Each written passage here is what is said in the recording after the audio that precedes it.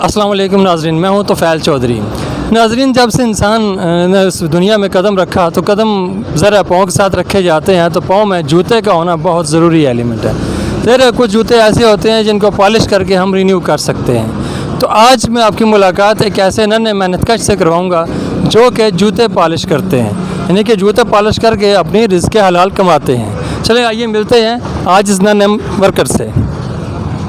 अस्सलाम वालेकुम। वालेकुम सलाम। क्या हाल है? ठीक चल।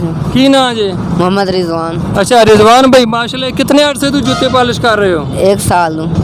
1 साल हो गया जी। अच्छा अच्छा अच्छा, कितने पैसे लेते हैं एक जूते के? 30 रुपये। 30 रुपये लेते हैं जी। अच्छा अच्छा, तो दिहाड़ी में कितने कर लेते हैं? ये 5 हो जाते हैं, 10 हो जाते हैं। अच्छा अच्छा, जिन्हें कि दिहाड़ ਤੁਹਾਡੀ ਜਿਹੜੀ ਹੈ ਕੋਈ 400-500 ਦੀ ਲੱਗ ਜਾਂਦੀ ਹੈ? घट लगती है 300 दी 200 दी। तो 300-200 तो गुजारा हो जाता? गुजारा तो नहीं होता है, फिर औखे सौखे कर देना गुजारा। अच्छा, औखे से औखे गुजारा करना पड़ता है, ज़रा मजबूरी है, महंगाई बहुत ज़्यादा है। जी। अच्छा रिजवान, कितनी उम्र है आपकी? 18 साल। 18 साल इनकी उम्र है और इनका नाम रिजवान है।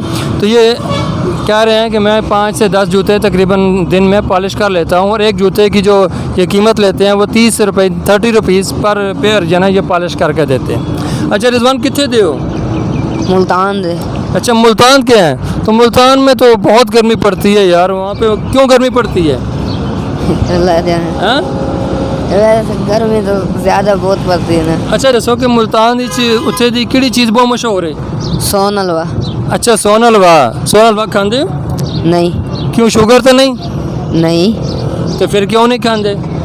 वो बड़े लोग खा सकते हैं, जिम्मेदार खा सकते हैं। अच्छा जी। पैसे वाली पार्टियाँ खानी हैं? जी।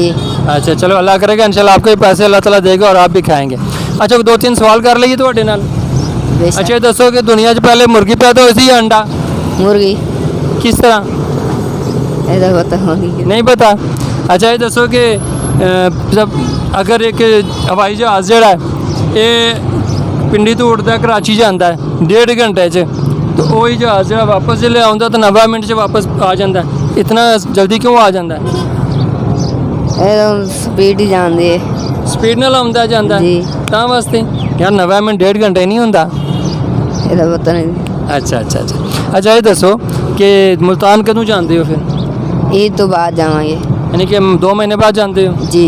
अच्छा अच्छा अच्छा अच्छा, ये दसो की ख्वाहिश है ਤੁਹਾਡੀ कि ਤੁਹਾਨੂੰ ਕੀ बड़े होके बनना चाहते हो?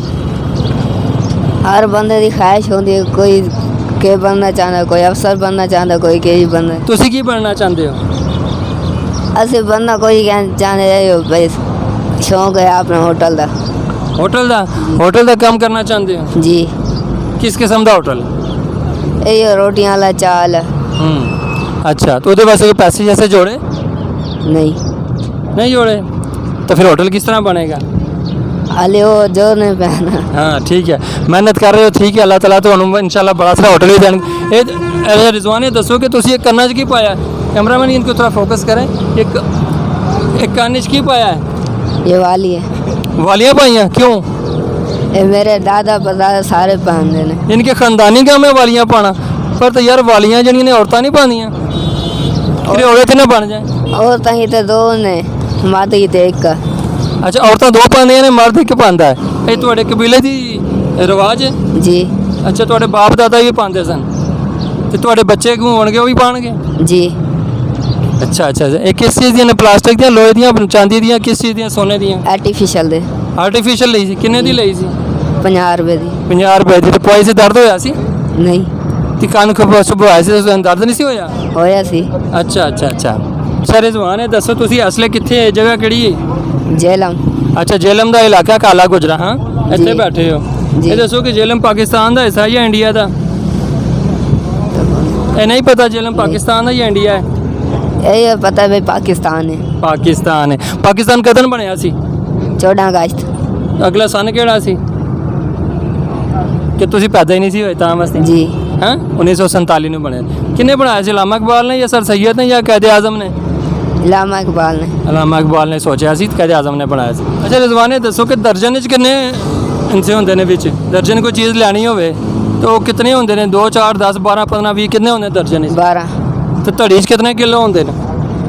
ਟਰੀਏ 'ਚ ਹੁੰਦੇ ਨੇ तो ਕਿੰਨੇ ਕਿਲੋ ਇੱਕ ਧੜੀ 'ਚ ਹੁੰਦੇ ਨੇ 1 किलो 10 ही हो जाने 15 ही हो जाने ਨਹੀਂ 5 ਕਿਲੋ ਦੀ ਧੜੀ ਹੁੰਦੀ ਹੈ ਨਾ जी 5 ਕਿਲੋ ਦੀ ਧੜੀ ਅੱਛਾ ਇਹ ਦੱਸੋ ਕਿ ਕਦੀ ਇੱਥੋਂ ਜੇਲਮ ਤੋਂ ਲੈ ਕੇ ਮੁਲਤਾਨ ਤੱਕ ਤੇਰਾ ਬੜਾ ਲੰਬਾ ਸਫ਼ਰ ਹੈ ਕਿੰਨੇ ਘੰਟੇ ਦਾ ये 4-5 घंटे का है 5 ਘੰਟੇ ਦਾ ਤੇ ਤੁਸੀਂ ਹੁਣ ਇੱਥੇ ਜਾਣਾ ਹੈ, ਤੇ ਪੈਦਲ ਜਾਣਾ ਜਾਂ ਹਵਾਈ ਜਹਾਜ਼ ਤੇ ਜਾਣਾ ਹੈ बस से जाना है ਬੱਸ ਤੇ ਜਾਣ ਤਾਂ ਬੜਾ ਕਿਰਾਇਆ ਲੱਗਦਾ ਹੋਵੇਗਾ ज़्यादा नहीं 900,000 लगता है 900,000 ਤੁਸੀਂ ਤਾਂ ਸਟੂਡੈਂਟ ਜਾਂਦੇ ਹੋਵੋਗੇ जी ਮੁਫਤ ਜਾਂਦੇ ਹੋਵੋਗੇ ਜਾਂ ਪੈਸੇ ਦੇ ਕੇ पैसे दे के जाना है ਕਿੰਨੇ ਪੈਸੇ ਦੇ ਕੇ ਜਾਂਦੇ ਹੋ 1000 1000 रुपये पूरा दे के जाते हो ज़बरदस्त यार 1000 रुपये तो फिर कमाना बड़ा मुश्किल है ये 10-12 दिन लग जाने ने कमाने ने अच्छा अच्छा ये दसो पाकिस्तान का वज़ीर आज़म कौन है ज़्यादा इमरान खान कौन है नवाज शरीफ कौन है पता नहीं पता अच्छा चलो ठीक है रिजवान बहुत शुक्रिया अल्लाह ताला तुहाडे काम में बरकत पान ठीक है खुश रहो आबाद रहो ते अल्लाह दे वाला है अस्सलाम वालेकुम